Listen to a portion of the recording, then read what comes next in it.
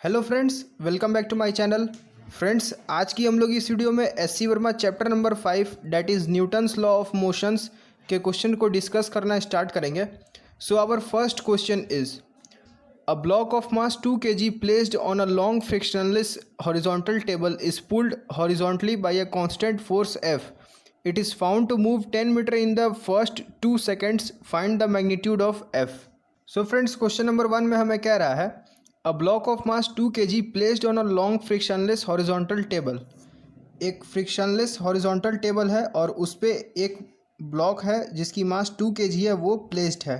ठीक है, ये फ्रिक्शनलेस टेबल है तो ये स्मूथ होगा इसका सरफेस, मतलब ब्लॉक के साथ इसका कोई फ्रिक्शन नहीं होगा। जब ये ब्लॉक इस पर डिस्प्लेसमेंट करेगा तो ये जो टेबल है इस ब्लॉक पर कोई फोर्स, फ्रिक्शनल फोर्स नहीं अप्लाई करेगा। तो a block of mass 2 kg placed on a long frictionless table is pulled horizontally by a constant force. और ये जो ब्लॉक है उसे पुल किया जा रहा है by a constant horizontal force F। ठीक है, it is found to move 10 metre in the first 2 seconds. और ये फर्स्ट 2 सेकेंड्स मतलब t इक्वल टू 2 सेकेंड्स में वो डिस्प्लेसमेंट ट्रेवल करता है s is equals to 10 metre. तो हमें क्वेश्चन में करा है find the magnitude of F। तो हमें F की मैग्नीट्यूड बतानी है, राइट। हम लोग एक्सेलरेशन देख लेंगे। Acceleration is force by mass, that is force by 2, mass is 2 kg, acceleration will be F by 2। अब हम लोग इक्वेशन यूज़ करेंगे S is equals to u t plus half a t square. ठीक है, तो u हमारा 0 होगा क्योंकि इनिशियली ब्लॉक रेस्ट पर था, तो u into t will be 0। तो यहाँ से आ जाएगा S will be equals to half into acceleration into t square. तो S will be equals to half into acceleration, acceleration की value F by 2 into t square. Time कितना लगा है 2 सेकेंड्स, तो 2 का स्क्वायर 4। ठीक है, ये 2 2 ज़ा 4 कैंसिल आउट हो गया। S कितना है 10 मीटर, तो यहाँ से 10 will be equals to F। तो यहाँ से F की वैल्यू हमारे पास क्या आ गई 10 newton. So friends, this is the answer of first question. Now let's move to question number 2। Friends, question number 2 is a car moving at 40 km per hour is to be stopped by applying brakes in the next 4 meter. If the car weighs 2000 kg, what average force must be applied on it? So friends, question number 2 में हमारे पास एक car given है जो कि 40 kilometre पर our के speed से travel कर रही है। इनिशियल वेलोसिटी इज़ 40 किलोमीटर पर आवर। ठीक है, आगे क्वेश्चन में करा है is to be stopped by applying brakes in the next 4 metre. और इसे नेक्स्ट 4 मीटर मतलब जैसे ही इसकी डिस्प्लेसमेंट 4 मीटर हुई चलते चलते, तो वो उसके इंटरवल में हमें कार को 4 मीटर के इंटरवल में ही स्टॉप कर देना है। ठीक है, मतलब इसकी फाइनल वेलोसिटी जो है v वो 0 कर देनी है। आगे क्वेश्चन में करा है if the car weighs 2000 kg, और कार की जो मास है वो हमें 2000 kg गिवन है।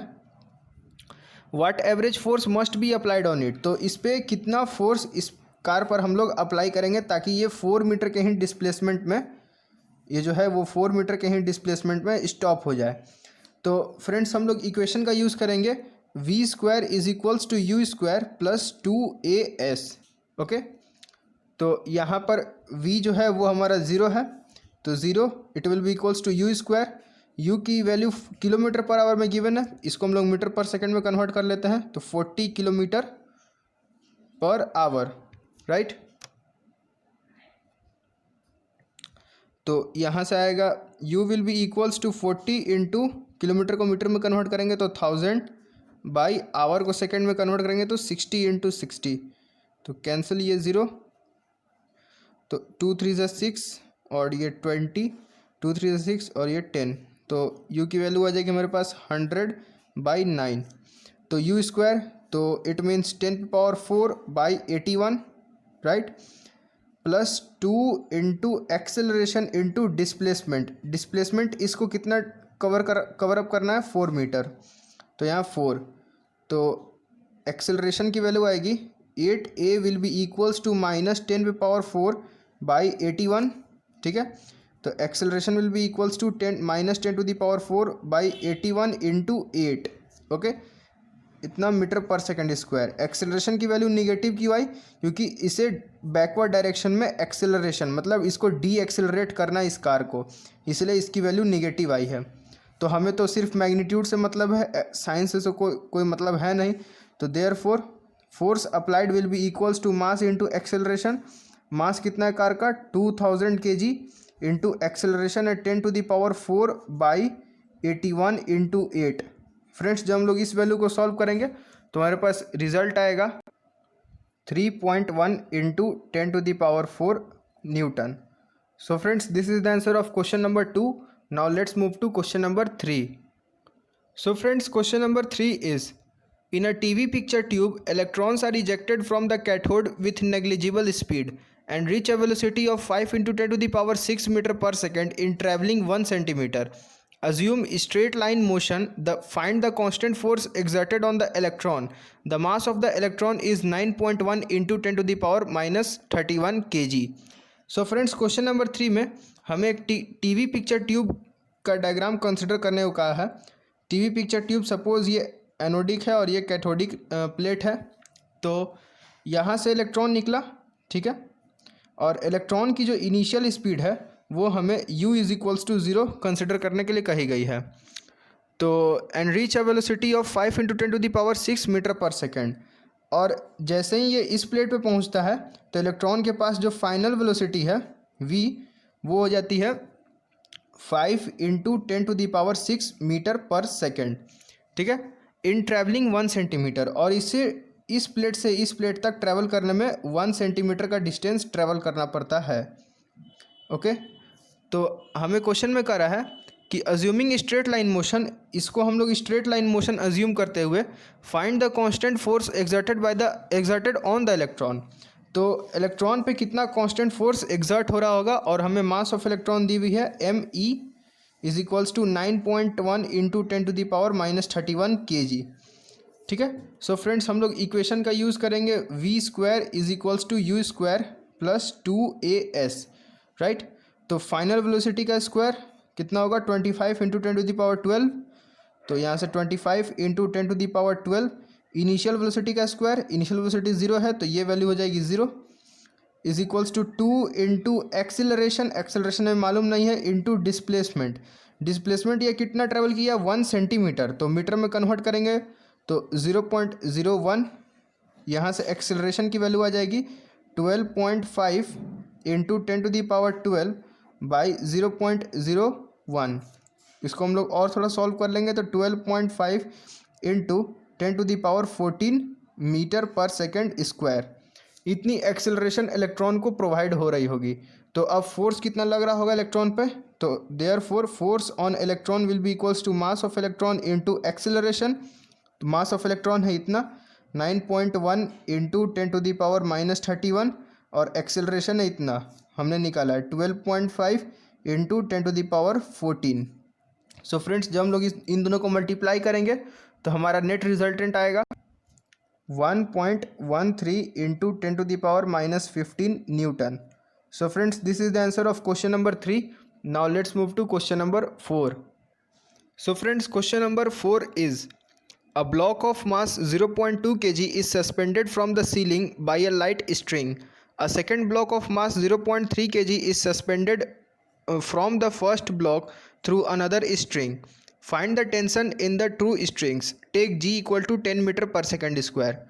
So friends question number 4 में हमें दिया हुआ क्वेश्चन में a block of mass 0.2 kg is suspended from the ceiling by a light string. तो ये कोई सीलिंग है, सपोज छत है, सीलिंग से एक लाइट स्ट्रिंग से एक ब्लॉक सस्पेंडेड है। इस ब्लॉक का मास है 0.2 kg, राइट। ये लाइट स्ट्रिंग क्यों, क्योंकि इस स्ट्रिंग का अपना कोई मास नहीं है। ओके, आगे क्वेश्चन में हमें ये करा है a second block of mass 0.3 kg is suspended from the first block through another string.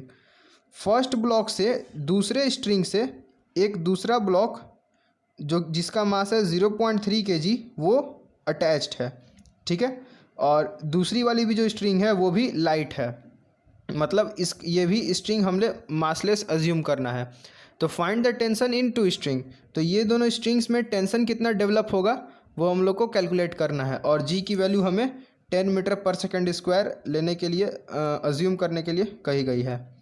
तो पहले हम लोग सपोज कंसिडर कर लेते हैं कि इस स्ट्रिंग में, अपर स्ट्रिंग में टेंशन T1 है और लोअर स्ट्रिंग में टेंशन T2 है, राइट।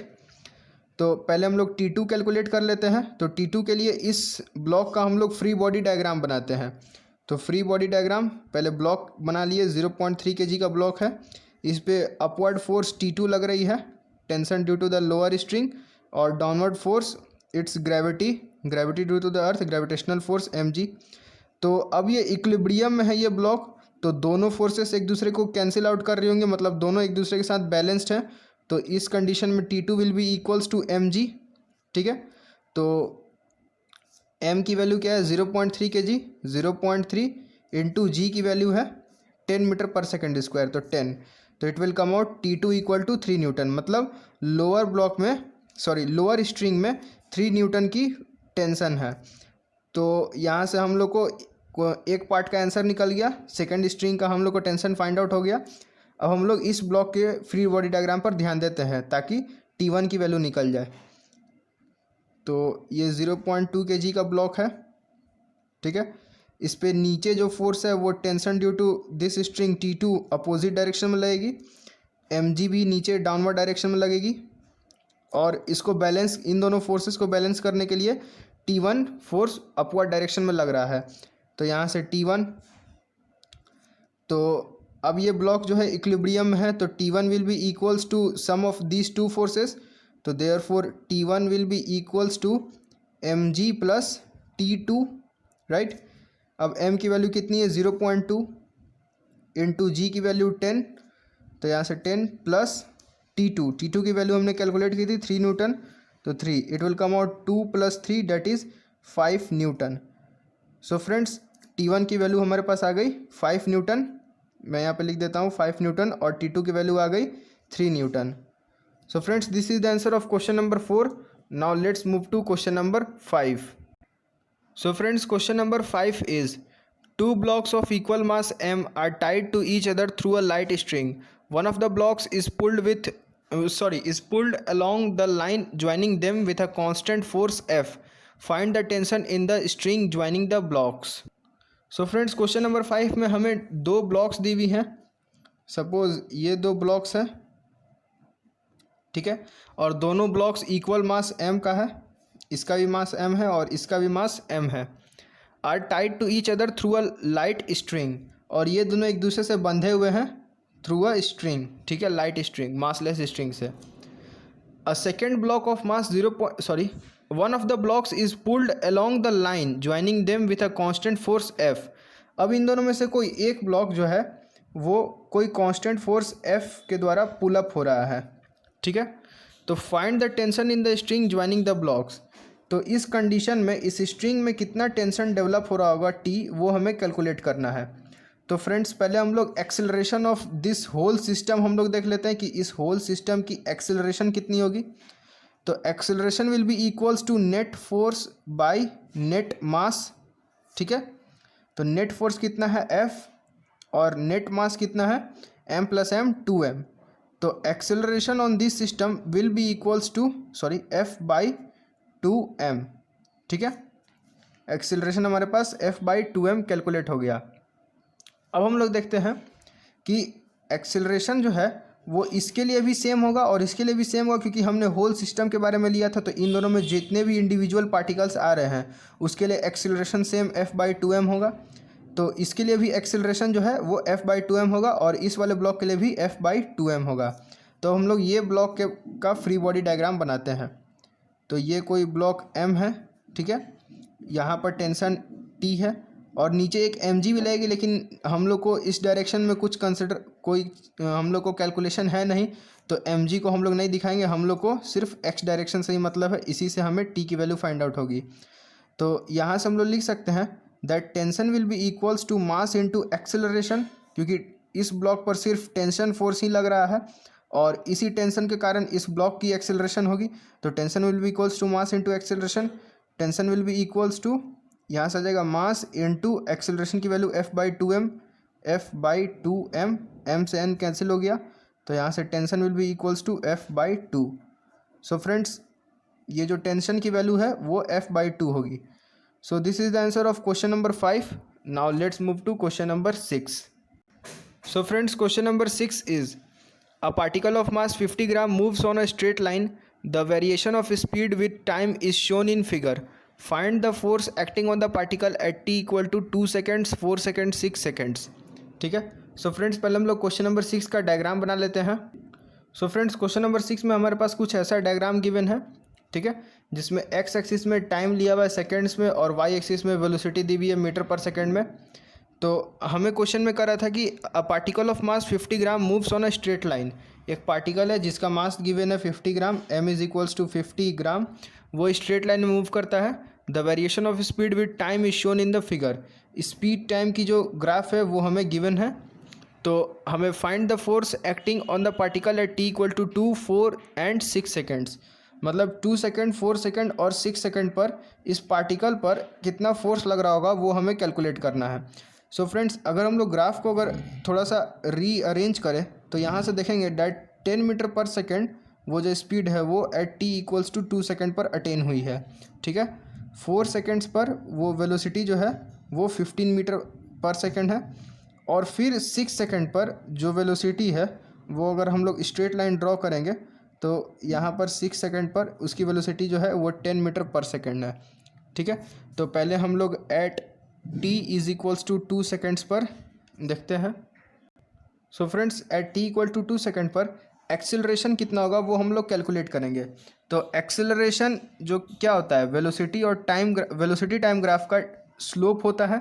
ठीक है, तो t इक्वल टू 2 सेकेंड पर हम लोग देख रहे हैं कि एक स्ट्रेट लाइन है. तो इस स्ट्रेट लाइन का कांस्टेंट स्लोप होगा एट एनी पॉइंट. ठीक है, तो स्लोप निकालने के लिए हम लोग ये थीटा, तो therefore m will be equals to tan theta. ठीक है, और tan थीटा क्या होता है, परपेंडिकुलर बाय बेस. परपेंडिकुलर कितना है, ये 10 यूनिट्स का है और बेस कितने का है, 0 से 2 यूनिट्स का है. तो यहाँ से स्लोप की वैल्यू कितनी आ गई, 5. मतलब स्लोप क्या होगा, हमारा एक्सेलरेशन होगा 5 मीटर पर सेकेंड स्क्वायर. ठीक है, तो therefore force at t is equals to 2 seconds is equals to mass into acceleration. Mass कितना है, 50 ग्राम. 50 इसको केजी में कन्वर्ट करेंगे तो 50/1000 कर देंगे. इनटू एक्सेलरेशन हो गई 5, तो 0 से 0 कैंसिल. 5 2 जा 10 और यहाँ से भी 5 4 जा 20. तो यहाँ से हमारे पास फोर्स आ गई 1/4 न्यूटन और 0.25 newton at t equal to 2 seconds. तो so friends this is the answer of first part of the question. अब हम लोग 4 सेकेंड्स पर फोर्स को कैलकुलेट करते हैं. तो यहाँ से देखेंगे at t is equals to 4 seconds. ठीक है, तो 4 सेकेंड पर देख रहे हैं कि जो ग्राफ है वो x एक्सिस के पैरेलल में है. तो इट मीन्स इसका स्लोप क्या हो गया, 0. तो यहाँ से स्लोप हमारा 0 आ गया. इसका मतलब क्या हुआ कि एक्सेलरेशन भी 0 हो गई, 0 मीटर पर सेकेंड स्क्वायर. तो therefore force at t is equals to 4 second will be equals to mass into acceleration. Mass into acceleration की वैल्यू कितनी है, 0. तो 0 इंटू समथिंग विल बी 0. तो therefore force at t equal to 4 second will be 0. So friends this is the answer of second part of the question. और third part में हमें at t is equals to 6 seconds पर force calculate करने के लिए कहा है. सो 6 seconds पर हम लोग एक्सेलरेशन निकालते हैं. अब तो एक्सेलरेशन क्या होगा, ये थीटा स्लोप, लेकिन जो स्लोप है वो पॉजिटिव x डायरेक्शन से ये थीटा लिया जाता है. तो ये एंगल कितना हो जाएगा, पाई माइनस थीटा. सॉरी, ये एंगल हो जाएगा पाई माइनस थीटा. थीटा जो है स्लोप निकालने के लिए वो पॉजिटिव x एक्सिस के डायरेक्शन से हम लोग लेते हैं. तो ये वाली हो गई पाई माइनस थीटा. तो slope will be equals to tan theta. It means minus of tan of pi minus theta, ये भी हम लोग लिख सकते हैं. तो अब ये जो tan पाई माइनस थीटा है वो क्या होगा, परपेंडिकुलर अपॉन बेस. परपेंडिकुलर कितना है, 10 यूनिट्स का है. तो 10 बाई बेस, बेस कितना है 8 माइनस 6 डेट इज़ 2 यूनिट्स. तो बेस है 2 यूनिट्स का 2, इट विल कम आउट -5. मतलब इसकी स्लोप की वैल्यू इस लाइन के स्लोप के लिए वैल्यू कितना होगा, -5. तो acceleration will be also equals to -5 metre पर सेकेंड स्क्वायर. तो therefore force at t is equals to 6 second will be equals to mass into acceleration. तो मास की वैल्यू है -50/1000, सॉरी 50/1000 और एक्सेलरेशन की वैल्यू -5, तो यहाँ से हमारे पास निकल के आएगा -0.25 न्यूटन। तो this is answer of third part of the question. So friends, this is the answer of question number 6। Now let's move to question number 7। So friends, question number 7 is: two blocks A and B of mass Ma and Mb respectively are kept in contact on a frictionless table. The experimenter pushes the block A from behind so that the blocks accelerate. If the block A exerts a force F on the block B, what is the force exerted by the experimenter on A? So friends, question number 7 में हमें two blocks given है, दो blocks given है ए और B, जिसका मास है Ma और Mb। तो सपोज ये दो ब्लॉक्स गिवन है, ठीक है, ये दो ब्लॉक्स गिवन है ए और बी। इसमें से पता नहीं अभी ए कौन है और बी कौन है, वो आगे क्वेश्चन में हमें पता चलेगा। Are kept in contact on a frictionless table, और इन दोनों को कॉन्टैक्ट मतलब सटा के रखा हुआ है एक फ्रिक्शनलेस टेबल के ऊपर। इस ये जो टेबल है वो स्मूथ है, मतलब इस टेबल के द्वारा इस ब्लॉक पर कोई फ्रिक्शन अप्लाई नहीं होगा। The experimenter pushes the block A from behind so that the blocks accelerate. अब एक एक्सपेरिमेंटर है, एक ऑब्जर्वर है, जो कि ब्लॉक ए को पीछे से पुश करता है ताकि दोनों ब्लॉक एक्सेलरेट करे। तो ब्लॉक ए को पुश करता है वो भी पीछे से, तो ये ब्लॉक ए हो गई और ये ब्लॉक बी हो गई। ठीक है, ये हम लोग इस तरीके से पता लगा लिए ए और बी कौन होगा। तो ब्लॉक ए को पीछे से वो पुश किया ताकि ए और बी दोनों एक्सेलरेट होए। If the block A exerts a force on the block B, if the block A exerts a force F on the block B, अगर ये जो ब्लॉक ए है वो बी पर जो है एफ फोर्स लगा रहा है, ठीक है, वो देखा कि ए जो है वो बी पर एफ फोर्स लगा रहा है। तो what is the force exerted by the experimenter on A, तो एक्सपेरिमेंटर इस ब्लॉक ए पर कितना फोर्स लगाएगा वो हमें कैलकुलेट करना है। तो सपोज़ जो हमें रिक्वायर्ड फोर्स है, जो एक्सपेरिमेंटर इस ब्लॉक ए पे फोर्स लगा रहा है वो एफ डैश है। ओके, अब हम लोग एक्सेलरेशन ऑफ बी निकाल लेते हैं। तो acceleration of B will be equals to force applied on B, force applied on B by mass of B. B का फ्री बॉडी डायग्राम अगर हम देखेंगे तो यहाँ से एफ फोर्स अप्लाई हो रही है ड्यू टू ब्लॉक ए, ठीक है, और इसी एफ फोर्स के कारण उसे एक्सेलरेशन मिलेगा। तो फोर्स अप्लाइड ऑन बी कितना हो गया, F by mass of B M B, ठीक है। मास ऑफ ए हमें एम ए लेने के लिए कहा है और mass of B M B लेने के लिए कहा है, ठीक है। तो एक्सेलरेशन ऑफ बी हमारे पास एफ बाई एम बी आ गई। अब दोनों ब्लॉक एक साथ एक्सेलरेट हो रही हैं, तो acceleration of B will be equals to acceleration of A. इसका मतलब acceleration of B will be equals to acceleration of A, right. अब हम लोग acceleration of the whole system की बात करते हैं। तो acceleration of whole system will be equals to acceleration of A will be equals to acceleration of B, क्योंकि दोनों ये पूरे सिस्टम में ए और बी दोनों आ रहा है, और बी का जो एक्सेलरेशन है वो सेम ए का भी एक्सेलरेशन होगा, क्योंकि दोनों ब्लॉक्स एक साथ ही एक्सेलरेट हो रही है। तो एक्सेलरेशन ऑफ सिस्टम क्या हो जाएगा, force applied on the system divided by mass of the system, right. और एक्सेलरेशन ऑफ ए की वैल्यू एक्सेलरेशन ऑफ बी के बराबर है, और एक्सेलरेशन ऑफ बी की वैल्यू कितनी है, एफ बाई एम बी। तो यहाँ से एफ बाई एम बी लिख दिए, ठीक है। अब force applied on the system क्या है, force applied by the experimenter F dash, जो हमें कैलकुलेट करना है। तो फोर्स अप्लाइड ऑन सिस्टम कितना हो गया, F dash by mass of system. Mass of system क्या हो जाएगा, M A plus M B.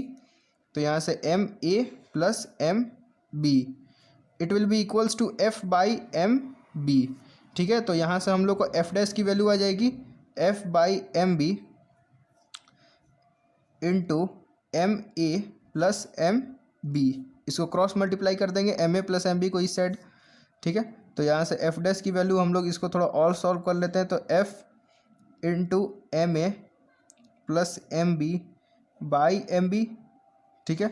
इसको हम लोग ये भी लिखेंगे F by M A, sorry F into M A by M B plus M B by M B. तो ये कट के 1 हो गया।